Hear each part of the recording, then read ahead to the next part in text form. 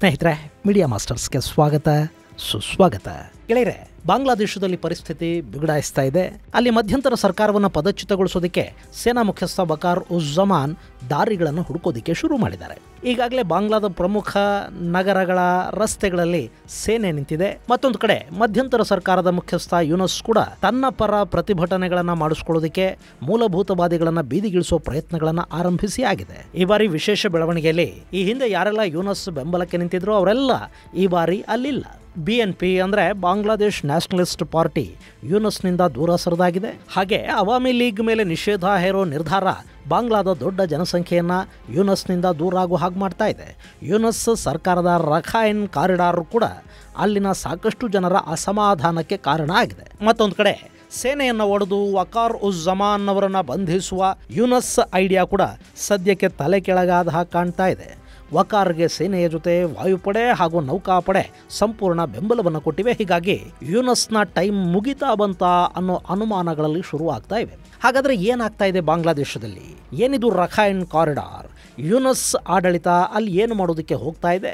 ಭಾರತದ ಹಿತಾಸಕ್ತಿಗಳನ್ನು ಇದು ಹೇಗೆ ಆತಂಕಕ್ಕೆ ತಳ್ಳುತ್ತೆ ಅನ್ನೋ ಬಗ್ಗೆ ಒಂದಷ್ಟು ಮಾಹಿತಿಯನ್ನು ನಾವಿಲ್ಲಿ ನೋಡೋಣ. ಸ್ನೇಹಿತರೆ, ಈ ಬಾಂಗ್ಲಾದೇಶದ ಬಗ್ಗೆ ಹೇಳೋ ಮೊದಲು ನಿಮಗೊಂದು ಮಾಹಿತಿಯನ್ನು ಕೊಡಬೇಕಾಗಿದೆ. ನಿಮ್ಮಲ್ಲಿ ಸಾಕಷ್ಟು ಜನ ಯೂಟ್ಯೂಬ್ ಚಾನಲ್ ಅನ್ನ ಮಾಡಬೇಕು ಅಂದ್ಕೊಂಡಿರ್ತೀರಿ. ಇನ್ನು ಕೆಲವರು ಈಗಾಗಲೇ ಚಾನಲ್ ಅನ್ನು ಮಾಡಿರ್ತೀರಿ. ಆದ್ರೆ ಅದನ್ನ ಮುಂದೆ ತಗೊಂಡು ಹೋಗೋದು ಹೇಗೆ ಅನ್ನೋ ಗೊಂದಲದಲ್ಲಿ ಇರ್ತೀರಿ. ನಿಮಗಾಗಿನೇ ಯೂಟ್ಯೂಬ್ ಹಾಗೂ ಇನ್ನಿತರ ಸೋಷಿಯಲ್ ಮೀಡಿಯಾಗಳ ಬಗ್ಗೆ ತರಬೇತಿ ಕೊಡುವ 3 ದಿನಗಳ ಕಾರ್ಯಾಗಾರವೊಂದನ್ನು ನಾವು ಹಮ್ಮಿಕೊಳ್ತಾ ಇದ್ದೀವಿ. ಜೂನ್ 6, 7 ಮತ್ತು 8ನೇ ತಾರೀಕು ಈ ಯೂಟ್ಯೂಬ್ನ ವಿಶೇಷ ಕಾರ್ಯಾಗಾರ ಇರುತ್ತೆ. ಅದರಲ್ಲಿ ಸ್ಕ್ರಿಪ್ಟಿಂಗ್, ವಾಯ್ಸ್ ಓವರ್, ಯೂಟ್ಯೂಬ್ನ ಮಾನಿಟೈಸೇಷನ್, ಆಪ್ಟಿಮೈಸೇಷನ್ ಹಾಗೂ ಆರ್ಟಿಫಿಷಿಯಲ್ ಇಂಟೆಲಿಜೆನ್ಸನ್ನು ಬಳಸಿಕೊಂಡು ವಿಡಿಯೋಗಳನ್ನು ಮಾಡೋದು ಹೇಗೆ ಅನ್ನೋ ಬಗ್ಗೆ ಕೂಡ ತರಬೇತಿಯನ್ನು ಕೊಡಲಾಗತ್ತೆ. ನಿಮಗೆ ಆ ಬಗ್ಗೆ ಆಸಕ್ತಿ ಇದ್ದರೆ ಹೆಚ್ಚಿನ ಮಾಹಿತಿಗಾಗಿ 9972379459 ನಂಬರಿಗೆ ನೀವು ಕರೆ ಮಾಡಬಹುದು. ಇನ್ನೊಮ್ಮೆ ಹೇಳ್ತೀನಿ, 9972379459 ನಂಬರಿಗೆ ಕರೆ ಮಾಡಿ. ಈಗ ಬಾಂಗ್ಲಾದ ವಿಷಯಕ್ಕೆ ಬಂದುಬಿಡೋಣ.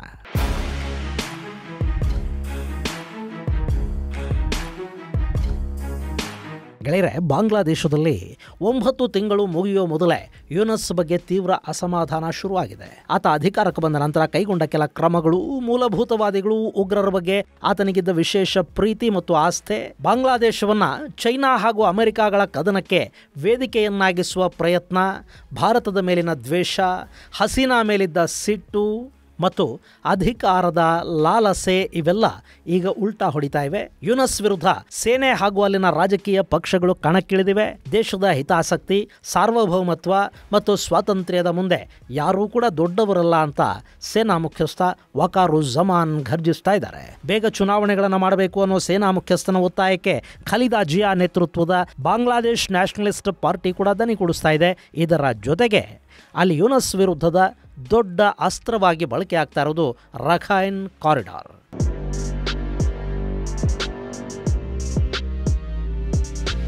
ಗೆಳೆಯರೆ, ಬಾಂಗ್ಲಾದೇಶದಲ್ಲಿ ಹಸೀನಾ ವಿರುದ್ಧ ಪ್ರತಿಭಟನೆಗಳು ಶುರುವಾಗಿ ಹಸೀನಾ ದೇಶ ಬಿಟ್ಟು ಓಡಿ ಹೋದ ಸಂದರ್ಭದಲ್ಲಿ ನಿಜಕ್ಕೂ ಖುಷಿಯಾಗಿದ್ದು ಅಲ್ಲಿನ ಅವತ್ತಿನ ಪ್ರಮುಖ ಪ್ರತಿಪಕ್ಷ BNP.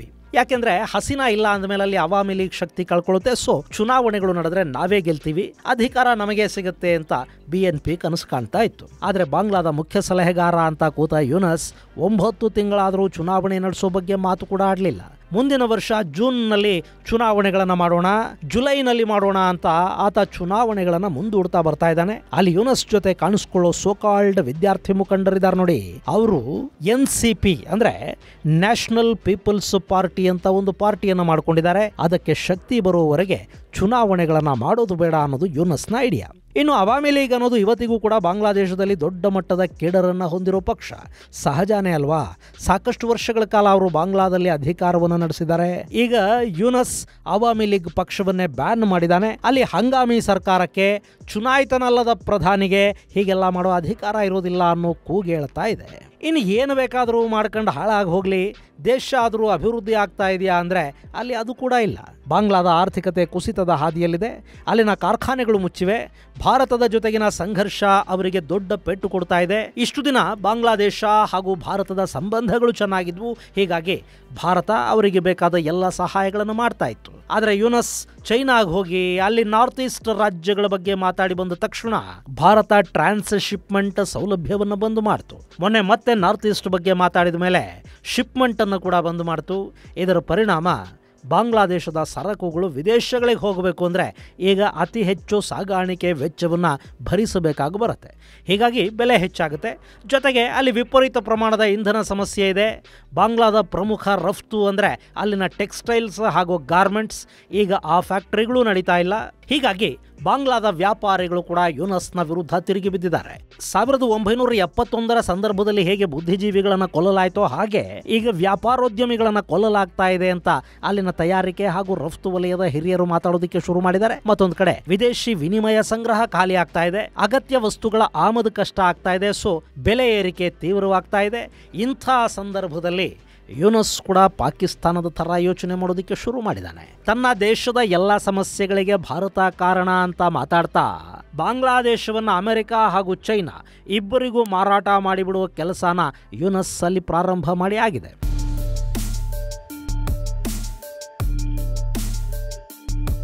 ಗೆಳೆಯರೆ, ಬಾಂಗ್ಲಾದೇಶ ಭಾರತದಿಂದ ಸುತ್ತುವರಿಯಲ್ಪಟ್ಟಿದೆ.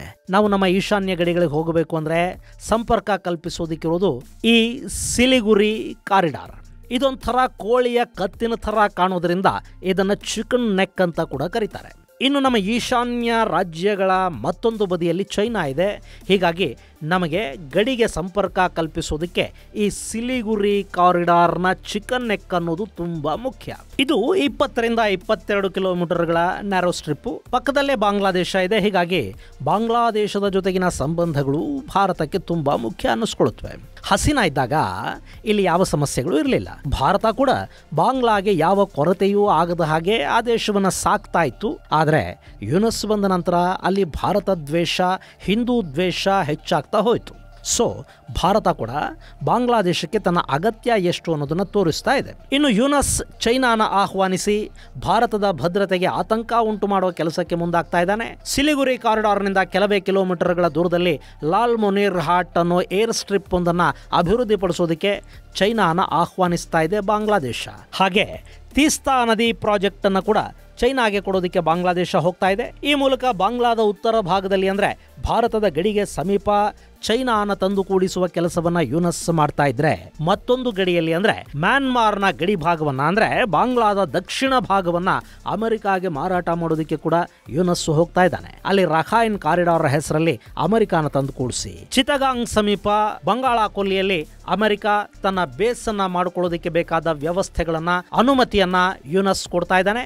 ಈಗ ಸೇನೆಯ ಕೆಂಗಣ್ಣಿಗೆ ತುತ್ತಾಗ್ತಾ ಇರೋದು ಇದೇ ರಖೈನ್ ಕಾರಿಡಾರ್. ಈ ಬಾಂಗ್ಲಾದೇಶ ಎರಡು ಕಡೆ ಭಾರತ, ಒಂದು ಕಡೆ ಮ್ಯಾನ್ಮಾರ್ ಹಾಗೂ ಮತ್ತೊಂದು ಕಡೆ ಬಂಗಾಳ ಕೊಲ್ಲಿಯನ್ನ ಗಡಿಯನ್ನಾಗಿ ಹೊಂದಿದೆ. ಈ ಮ್ಯಾನ್ಮಾರ್ ಅಲ್ಲಿ ಚೀನಾದ ಪ್ರಾಬಲ್ಯ ಹೆಚ್ಚಿದೆ. ಹಾಗೆ ಅಲ್ಲಿನ ಸರ್ಕಾರ ಭಾರತ, ಚೀನಾ ಹಾಗೂ ರಷ್ಯಾ ಮೂರು ಶಕ್ತಿಗಳನ್ನ ಸಮಾನವಾಗಿ ನಿಭಾಯಿಸುವ ಪ್ರಯತ್ನವನ್ನು ಮಾಡ್ತಾ ಇತ್ತು. ಅಲ್ಲಿ ಕ್ಯಾಕ್ಪ್ಯೂ ಬಂದರನ್ನ ಮ್ಯಾನ್ಮಾರ್ ಚೈನಾ ಕೊಟ್ಟಿದೆ. ಕ್ಯಾಕ್ಪ್ಯೂ ಮೂಲಕ ಚೈನಾ ತನ್ನ ವ್ಯಾಪಾರಿ ಹಡಗುಗಳು, ವಿಶೇಷವಾಗಿ ತೈಲ ಹಡಗುಗಳನ್ನ ಅಲ್ಲಿಗೆ ತರಿಸಿಕೊಂಡು ಅಲ್ಲಿಂದ ಪೈಪ್ಲೈನ್ ಮೂಲಕ ತೈಲ ಮತ್ತು ರಸ್ತೆ ಮಾರ್ಗದ ಮೂಲಕ ಸರಕು ಸರಂಜಾಮನ್ನ ಚೈನಾಗೆ ತಗೊಂಡು ಹೋಗುತ್ತೆ. ಮುಂದಲ್ಲೊಂದು ನೌಕಾನೆಲೆಯನ್ನ ಮಾಡಿಕೊಳ್ಳುವ ಮೂಲಕ ಬಂಗಾಳ ಕೊಲ್ಲಿಯಲ್ಲಿ ತನ್ನ ಅಸ್ತಿತ್ವವನ್ನು ಇಟ್ಕೋಬೇಕು ಅನ್ನೋದು ಚೈನಾದ ಇರಾದೆ. ಹಾಗೆ ಈ ಕ್ಯಾಕ್ಪ್ಯೂ ಇಂದ ಕೆಳಭಾಗದಲ್ಲಿರುವ ದವೈ ಬಳಿ ಒಂದು ಬಂದರಿನ ಅಭಿವೃದ್ಧಿಗೆ ಮ್ಯಾನ್ಮಾರ್ ರಷ್ಯಾ ಜೊತೆ ಒಪ್ಪಂದವನ್ನು ಮಾಡಿಕೊಂಡಿದೆ. ಆ ಕೆಲಸ ಇನ್ನೂ ಶುರು ಆಗಿಲ್ಲ, ಆದರೆ ರಷ್ಯಾ ಕೂಡ ಮ್ಯಾನ್ಮಾರ್ ಅಲ್ಲಿದೆ. ಇನ್ನು ಸಿತ್ವೆ ಬಗ್ಗೆ ನಿಮಗೆ ಗೊತ್ತೇ ಇದೆ. ಇಲ್ಲಿ Kaladan multi modal transit transport project ಅನ್ನ ಭಾರತ ಕೈಗೆತ್ತಿಕೊಂಡಿದೆ. ಇದು ಕೋಲ್ಕತಾದಿಂದ ಸಿತ್ವೆಗೆ ಸಮುದ್ರ ಮಾರ್ಗದ ಮೂಲಕ ಸಂಪರ್ಕವನ್ನು ಕಲ್ಪಿಸಿ ಅಲ್ಲಿಂದ ಮುಂದಕ್ಕೆ 158 ಕಿಲೋಮೀಟರ್ ದೂರದ ಪೆಲೆತ್ವಾಗೆ ಕಲಾದನ್ ನದಿಯ ಮೂಲಕ ಒಳ ಸಾರಿಗೆಯನ್ನ ಕಲ್ಪಿಸುತ್ತೆ. ಅದಕ್ಕಾಗಿ ಈಗಾಗಲೇ ಭಾರತ ಸಿತ್ವೆ ನದಿಯ ಅಗಲವನ್ನು ಕೂಡ ಹೆಚ್ಚು ಮಾಡಿದೆ. ಈ ಪಲೆತ್ವಾದಿಂದ ಭಾರತದ ಮಿಜೋರಾಂ, ತ್ರಿಪುರಾ, ಮಣಿಪುರ, ಅಸ್ಸಾಂಗಳಿಗೆ ಸಂಪರ್ಕವನ್ನ ಕಲ್ಪಿಸಿಕೊಡುವ ಯೋಜನೆ ಇದು. ಈ ಹಾದಿ ಈಶಾನ್ಯ ರಾಜ್ಯಗಳನ್ನ ಭಾರತದ ಮುಖ್ಯ ಭೂಮಿಯಿಂದ ಸಂಪರ್ಕಿಸೋದಕ್ಕೆ ಸಿಲಿಗುರಿ ಕಾರಿಡಾರ್ ಇದೆಯಲ್ಲ, ಅದರ ಮೇಲಿನ ಒತ್ತಡವನ್ನು ಕಡಿಮೆ ಮಾಡುತ್ತೆ ಮತ್ತು ಕೋಲ್ಕತಾದಿಂದ ಈಶಾನ್ಯ ರಾಜ್ಯಗಳನ್ನು ತಲುಪೋದಕ್ಕೆ ಬಾಂಗ್ಲಾದೇಶವನ್ನು ಬಳಸಬೇಕಾದ ಅಗತ್ಯ ಕೂಡ ಇನ್ನು ಮುಂದಿರೋದಿಲ್ಲ. ಹಾಗೆ ಈ ಹಾದಿ ಸುಮಾರು 1000 ಕಿಲೋಮೀಟರ್ಗಳಷ್ಟು ದೂರವನ್ನು ಕಡಿಮೆ ಮಾಡುತ್ತೆ. ಇದು ಬಹುತೇಕ ಪೂರ್ಣಗೊಂಡಿದ್ದು ಈಗ ಫಲತ್ವಾದಿಂದ ಭಾರತದ ರಾಜ್ಯಗಳನ್ನು ಸಂಪರ್ಕಿಸುವ ಹಾದಿಯ ಕೆಲಸವೊಂದು ಬಾಕಿ ಇದೆ. ಅದು ವಿಳಂಬವಾಗುವುದಕ್ಕೆ ಕಾರಣ ರಖೈನ್ ಹಾಗೂ ಮ್ಯಾನ್ಮಾರ್ನ ಸಂಘರ್ಷ. ಇದಿಷ್ಟು ರಖೈನ್ ಸ್ಟೇಟ್. ಈಗ ಅದನ್ನ ಅರಾಕನ್ ಆರ್ಮಿ ತನ್ನ ಕೈಯಲ್ಲಿ ಇಟ್ಕೊಂಡಿದೆ. ಇಲ್ಲಿನ 3 ನಗರಗಳನ್ನು ಹೊರತುಪಡಿಸಿದರೆ ಮಿಕ್ಕೆಲ್ಲ ಭೂಭಾಗವನ್ನ ಮ್ಯಾನ್ಮಾರ್ನ ಸೇನಾ ಸರ್ಕಾರದಿಂದ ರಖೈನ್ ಆರ್ಮಿ ಕಿತ್ತುಕೊಂಡಿದೆ. ಈ ಸಂಘರ್ಷ ಅಲ್ಲಿನ್ನೂ ನಡೀತಾ ಇರೋದ್ರಿಂದ ಕಾಮಗಾರಿ ವಿಳಂಬ ಆಗ್ತಾ ಇದೆ. ಹೀಗೆ ಭಾರತ, ಚೈನಾ ಹಾಗೂ ರಷ್ಯಾ 3 ಇರೋ ದೇಶದ ಮೇಲೆ ಅಮೆರಿಕಾದ ಕಣ್ಣು ಬೀಳದೆ ಇರೋದಕ್ಕೆ ಸಾಧ್ಯನಾ? ಚೈನಾದ ವಿರುದ್ಧ ಅಮೆರಿಕ ಬಂಗಾಳ ಕೊಲ್ಲಿಯಲ್ಲಿ ಬರಬೇಕು ಅಂತ ಬಯಸ್ತಾ ಇದೆ. ಅದಕ್ಕಾಗಿಯೇ ಅವರು ಈ ಹಿಂದೆ ಸೇಂಟ್ ಮಾರ್ಟಿನ್ ದ್ವೀಪಗಳನ್ನು ಬಿಟ್ಟುಕೊಡೋದಕ್ಕೆ ಹಸೀನಾ ಸರ್ಕಾರವನ್ನು ಕೇಳಿದರು. ಆದರೆ ಅದಕ್ಕಾಕೆ ಅವಕಾಶವನ್ನು ಕೊಡಲಿಲ್ಲ. ಸೊ ಅಮೆರಿಕ ಈಗ ಚಿತ್ತಗಾಂಗ್ ಸಮೀಪ ತನ್ನ ನೆಲೆಗಳನ್ನು ಮಾಡಿಕೊಳ್ಳೋದಕ್ಕೆ ಹೋಗ್ತಾ ಇದೆ. ಜೊತೆಗೆ ಇಲ್ಲೊಂದು ಕುಕಿಚಿನ್ ದೇಶವನ್ನು ಸ್ಥಾಪನೆ ಮಾಡಿ ಕ್ರಿಶ್ಚಿಯನ್ ದೇಶ ರಚಿಸೋ ಪ್ಲಾನು ಅಮೆರಿಕ ಆಗಿದೆ. ಅವರು ಏನು ಮಾಡಿದರೂ ಕೂಡ ನೇರವಾಗಿ ಮಾಡೋದಿಲ್ಲ. ಹೀಗಾಗಿ ಅರಾಕನ್ ಆರ್ಮಿಯ ಮೂಲಕ ಮ್ಯಾನ್ಮಾರ್ನ ಸೇನಾ ಸರ್ಕಾರವನ್ನು ಇನ್ನಷ್ಟು ಕಾಡಬೇಕು. ಅದು ಸಾಧ್ಯ ಆಗಬೇಕು ಅಂದರೆ ಅರಾಕನ್ ಆರ್ಮಿಗೆ ಶಕ್ತಿ ತುಂಬಬೇಕು.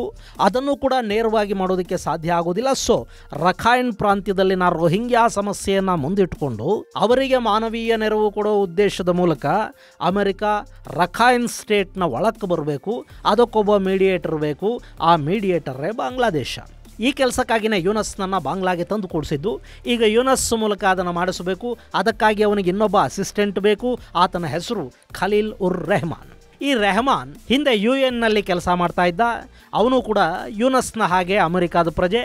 ಇಬ್ಬರು ಈಗ ಅಮೆರಿಕಾಗೆ ಬಾಂಗ್ಲಾದ ಮೂಲಕ ರಖೈನ್ ಸ್ಟೇಟ್ಗೆ ಹೋಗೋದಕ್ಕೆ ಒಂದು ಕಾರಿಡಾರನ್ನು ಮಾಡಿಕೊಡಬೇಕು. ರೋಹಿಂಗ್ಯಾಗಳಿಗೆ ಸಹಾಯ ಮಾಡುವ ನೆಪ ಇಟ್ಕೊಂಡು ಇವರು ರಖೈನ್ಗೆ ಹೋಗ್ತಾ ಇದ್ದಾರೆ. ಆದರೆ ರೋಹಿಂಗ್ಯಾಗಳು ಬಹುಪಾಲಿಗಾಗಲೇ ಅಲ್ಲಿಂದ ಬಾಂಗ್ಲಾದ ಚಿತ್ತಗಾಂಗ್ಗೆ ಬಂದಾಗಿದೆ. ಸೊ ರೋಹಿಂಗ್ಯಾಗಳನ್ನು ಈಗ ಮತ್ತೆ ರಖೈನ್ ಸ್ಟೇಟ್ಗೆ ಕರ್ಕೊಂಡು ಹೋಗಿ ಬಿಡಬೇಕು. ಅಂದರೆ ಅವರನ್ನು ವಾಪಸ್ ಕಳುಹಿಸಬೇಕು. ಅಲ್ಲಿಗೆ ಹೋಗೋದಕ್ಕೆ ಅವರು ಒಪ್ಪುತ್ತಾ ಇಲ್ಲ, ಇವರು ಬಿಡ್ತಾ ಇಲ್ಲ. ಮೊನ್ನೆ ವಿಶ್ವಸಂಸ್ಥೆಯ ಗುಟೆರಸ್ ಕೂಡ ಬಾಂಗ್ಲಾಗೆ ಬಂದು ರೋಹಿಂಗ್ಯಾ ಸಮಸ್ಯೆಯ ಬಗ್ಗೆ ಮಾತಾಡ್ಕೊಂಡು ಹೋಗಿದೆ.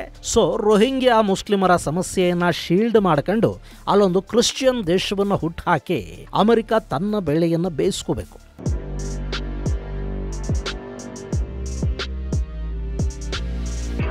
ಗೆಳೆಯರಲ್ಲಿ ಅಮೆರಿಕ ಬರ್ತಿರೋದು ಚೈನಾದ ವಿರುದ್ಧ ಅಲ್ವಾ ಅಂತ ಭಾರತ ಅಂದ್ಕೊಳ್ಳೋದಕ್ಕೆ ಸಾಧ್ಯ ಆಗೋದಿಲ್ಲ. ಯಾಕೆಂದ್ರೆ ಅಮೆರಿಕ ಅನ್ನೋದು ಯಾರಿಗೂ ಮಿತ್ರ ಅಲ್ಲ. ಅವರು ಬಂಗಾಳ ಕೊಲ್ಲಿಗೆ ಬಂದ್ರೆ ಹಿಂದೂ ಮಹಾಸಾಗರದ ಪ್ರಾಬಲ್ಯಕ್ಕಾಗಿ ಮುಂದಿನ ದಿನಗಳಲ್ಲಿ ಭಾರತ ಅಮೆರಿಕಾದ ಜೊತೆ ಕಿತ್ತಾಡಬೇಕಾಗತ್ತೆ. ಭಾರತದ ರಕ್ಷಣೆಯ ದೃಷ್ಟಿಯಿಂದ ಅಮೆರಿಕ ಇಲ್ಲಿಗೆ ಬರುವುದು ಖಂಡಿತ ಒಳ್ಳೆಯದಂತೂ ಅಲ್ಲ. ಇನ್ನು ಹೀಗೆ ಬಾಂಗ್ಲಾದ ದಕ್ಷಿಣ ಭಾಗವನ್ನ ಅಮೆರಿಕಾಗೆ, ಉತ್ತರವನ್ನ ಚೀನಾಗೆ ಮಾರಾಟ ಮಾಡೋ ಯೂನಸ್ನ ನಿಲುವಿನ ವಿರುದ್ಧ ಈಗಲ್ಲಿನ ಸೇನೆ ತಿರುಗಿ ಬಿದ್ದಿದೆ.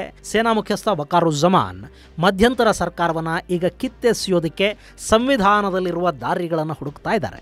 ಇಲ್ಲಿ ಮಧ್ಯಂತರ ಸರ್ಕಾರ ಚುನಾವಣೆಗಳನ್ನು ನಡೆಸಿ ಒಂದು ಪ್ರಜಾಪ್ರಭುತ್ವ ಸರ್ಕಾರ ಬರೋ ಹಾಗೆ ನೋಡ್ಕೊಳ್ಳೋ ಕೆಲಸವನ್ನು ಮಾತ್ರ ಮಾಡಬೇಕೇ ಹೊರತು ದೀರ್ಘಕಾಲೀನ ವಿಷಯಗಳ ಬಗ್ಗೆ ನಿರ್ಧಾರ ತಗೊಳ್ಳೋದಕ್ಕೆ ಹೋಗಬಾರದು. ಯಾಕೆಂದ್ರೆ ಮಧ್ಯಂತರ ಸರ್ಕಾರಕ್ಕೆ ಜನಾದೇಶ ಇರೋದಿಲ್ಲ. ಅದು ಜನಮಾನ್ಯತೆಯನ್ನು ಪಡೆದ ಸರ್ಕಾರ ಆಗಿರೋದಿಲ್ಲ. ಇನ್ನು ರಖೈನ್ ಕಾರಿಡಾರ್ಗೆ ಅವಕಾಶವನ್ನು ಕೊಡ್ತಾ ಇರೋದು ಅದು ಕೂಡ ಸೇನೆಯ ಅನುಮತಿ ಇಲ್ಲದೆ ದೊಡ್ಡದೊಂದು ನಿರ್ಧಾರವನ್ನು ಯುನಸ್ ಸರ್ಕಾರ ತಗೊಂಡಿದ್ದು ಸರಿಯಲ್ಲ ಅಂತ ಸೇನಾ ಮುಖ್ಯಸ್ಥ ವಕಾರ್ ಹೇಳಿದ್ದಾರೆ. ಇನ್ನು ವಕಾರ್ ಇಲ್ಲದ ಸಮಯದಲ್ಲಿ ಆತನ ಜೊತೆ ಚರ್ಚೆ ಮಾಡದೆ ಖಲೀಲ್ ಉರ್ ರೆಹಮಾನ್ ನನ್ನ ನ್ಯಾಷನಲ್ ಸೆಕ್ಯೂರಿಟಿ ಅಡ್ವೈಸರ್ ಮಾಡಿರೋದು ಕೂಡ ವಕಾರ್ಗೆ ಇಷ್ಟ ಆಗ್ತಾ ಇಲ್ಲ. ಸೊ ಜನರಲ್ ವಕಾರ್ ಉಸ್ ಜಮಾನ್ ಈ ಯೂನಸ್ ವಿರುದ್ಧ ತಿರುಗಿ ಬಿದ್ದಿದ್ದಾರೆ. ಈ ಜನರಲ್ ವಕಾರನನ್ನು ಪದಚ್ಯುತಗೊಳಿಸಿ ಅಲ್ಲಿಗೆ ಫೈಜುರ್ ರೆಹಮಾನ್ ಅನ್ನೋ ಇನ್ನೊಬ್ಬನನ್ನು ತಂದುಕೂಡಿಸುವ ಯೂನಸ್ನ ಪ್ರಯತ್ನಗಳು ಕೂಡ ಅಲ್ಲಿ ವಿಫಲವಾಗಿವೆ. ಅದನ್ನ ಸೇನೆಯ ಇನ್ನುಳಿದ ಅಧಿಕಾರಿಗಳು ವಿರೋಧಿಸಿದ್ದಾರೆ. ಹೀಗಾಗಿ ಕೂಡ ಜನರಲ್ ವಕಾರ್ನ ಶಕ್ತಿಯಲ್ಲಿ ಹೆಚ್ಚಾಗ್ತಾ ಇದೆ. ಸೊ ಈ ಸಂದರ್ಭದಲ್ಲಿ ಯೂನಸ್ ಮತ್ತೆ ಮೂಲಭೂತವಾದಿಗಳನ್ನು ಬೀದಿಗಿಳಿಸಬೇಕು. ಅದಕ್ಕಾಗಿಯೇ ಆತ ಮೊನ್ನೆ ನಾನು ರಾಜೀನಾಮೆ ಕೊಡ್ತೀನಿ ಅನ್ನೋ ಹೈಡ್ರಾಮಾ ಶುರು ಮಾಡ್ದ. ಆದರೆ ಅದು ಕೂಡ ದೊಡ್ಡ ಮಟ್ಟದಲ್ಲಿ ವರ್ಕೌಟ್ ಆಗಿಲ್ಲ. ಯಾಕೆಂದ್ರೆ ಅಲ್ಲಿನ ಅತಿ ದೊಡ್ಡ ರಾಜಕೀಯ ಪಕ್ಷ BNP ಈಗಾಗಲೇ ಯೂನಸ್ ರಾಜೀನಾಮೆಗಾಗಿ ಹಾಗೂ ಚುನಾವಣೆಗಳನ್ನು ನಡೆಸೋದಕ್ಕಾಗಿ ಬಾಂಗ್ಲಾದೇಶದಲ್ಲಿ ಪ್ರತಿಭಟನೆಗಳನ್ನು ಮಾಡ್ತಾ ಇದೆ. ಸೊ ಯೂನಸ್ ಪರ ಪ್ರತಿಭಟನೆಗಳಿಗೆ ಹಿಂದಿನ ಹಾಗೆ ಹೆಚ್ಚು ಜನ ಸೇರ್ತಾ ಇಲ್ಲ. ಇನ್ನು ಸೇನೆ ಕೂಡ ಈ ಬಾರಿ ಎಲ್ಲ ಮುಂಜಾಗ್ರತಾ ಕ್ರಮಗಳನ್ನು ಕೈಗೊಂಡಿದೆ. ಢಾಕಾ ಸೇರಿದಂತೆ ಬಾಂಗ್ಲಾದ ಪ್ರಮುಖ ನಗರಗಳಲ್ಲಿ ಸೇನಾ ಪಡೆಗಳು ರಸ್ತೆಗಿಳಿದಿವೆ. ಮೂಲಭೂತವಾದಿಗಳನ್ನು ನಡು ರಸ್ತೆಯಲ್ಲಿ ಹಿಡ್ಕೊಂಡು ಬಡಿಯೋ ಕೆಲಸ ಶುರುವಾಗಿದೆ. ಇದರ ಜೊತೆಗೆ ಬಾಂಗ್ಲಾ ಸಂವಿಧಾನದ ಆರ್ಟಿಕಲ್ 58 ಸಂದಿಗ್ಧ ಪರಿಸ್ಥಿತಿಯಲ್ಲಿ ಸರ್ಕಾರವನ್ನು ವಜಾ ಮಾಡಿ ಅಧಿಕಾರವನ್ನು ತನ್ನ ಕೈಗೆ ತಗೊಳ್ಳೋದಕ್ಕೆ ಅಧ್ಯಕ್ಷರಿಗೆ ಅವಕಾಶವನ್ನು ಕೊಡುತ್ತೆ. ಈ ಅವಕಾಶವನ್ನು ಬಳಸಿಕೊಂಡು ಯೂನಸ್ ಸರ್ಕಾರವನ್ನು ಪದಚ್ಯುತಗೊಳಿಸೋದಕ್ಕೆ ಬಾಂಗ್ಲಾದ ಅಧ್ಯಕ್ಷ ಮೊಹಮ್ಮದ್ ಶಹಬುದ್ದೀನ್ಗೆ ಸೇನಾ ಮುಖ್ಯಸ್ಥ ವಕಾರ್ ಹೇಳ್ತಾ ಇದ್ದಾರೆ. ಇಲ್ಲಿ ಬಿಕ್ಕಟ್ಟಿನ ಸಂದರ್ಭದಲ್ಲಿ ರಚನೆಯಾಗುವ ಮಧ್ಯಂತರ ಸರ್ಕಾರ 90 ದಿನಗಳ ಒಳಗೆ ಚುನಾವಣೆಗಳನ್ನು ನಡೆಸಬೇಕು ಅಂತ ಬಾಂಗ್ಲಾದೇಶದ ಸಂವಿಧಾನ ಹೇಳುತ್ತೆ. ಆದರೆ ಯೂನಸ್ ಸರ್ಕಾರ ಬಂದು 9 ತಿಂಗಳಾಯಿತು, ಇನ್ನೂ ಅಲ್ಲಿ ಚುನಾವಣೆಗಳ ಬಗ್ಗೆ ಮಾತೇ ಇಲ್ಲ. ಸೊ ನಿಮ್ಮ ಅಧಿಕಾರವನ್ನು ಬಳಸಿ ಯೂನಸ್ ಸರ್ಕಾರವನ್ನು ಕಿತ್ತೊಗೆದು ದೇಶದಲ್ಲಿ ಎಮರ್ಜೆನ್ಸಿಯನ್ನು ಘೋಷಣೆ ಮಾಡಿ ಅಂತ ಸೇನಾ ಮುಖ್ಯಸ್ಥರು ಅಧ್ಯಕ್ಷ ಶಹಾಬುದ್ದೀನ್ಗೆ ಹೇಳ್ತಾ ಇದ್ದಾರೆ. ಹಾಗೇನಾದರೂ ಆದರೆ ಯೂನಸ್ ಬಾಂಗ್ಲಾದಿಂದ ಓಡ್ ಹೋಗಬೇಕು. ಅದು ಸಾಧ್ಯ ಆಗತ್ತಾ? ಈಗ ಎಲ್ಲರ ಕಣ್ಣು ಬಾಂಗ್ಲಾದ ಕಡೆಗಿದೆ. ಇದು ಗೆಳೆಯರೆ ಬಾಂಗ್ಲಾದೇಶದ ಒಂದಷ್ಟು ಬೆಳವಣಿಗೆಗಳ ಕುರಿತಾದ ಮಾಹಿತಿ. ಮುಂದಿನ ಸಂಚಿಕೆಯಲ್ಲಿ ಮತ್ತಷ್ಟು ವಿಶೇಷಗಳ ಜೊತೆ ಮತ್ತೆ ಭೇಟಿಯಾಗೋಣ. ಅಲ್ಲಿವರೆಗೆ ಜೈ ಹಿಂದ್, ಜೈ ಕರ್ನಾಟಕ.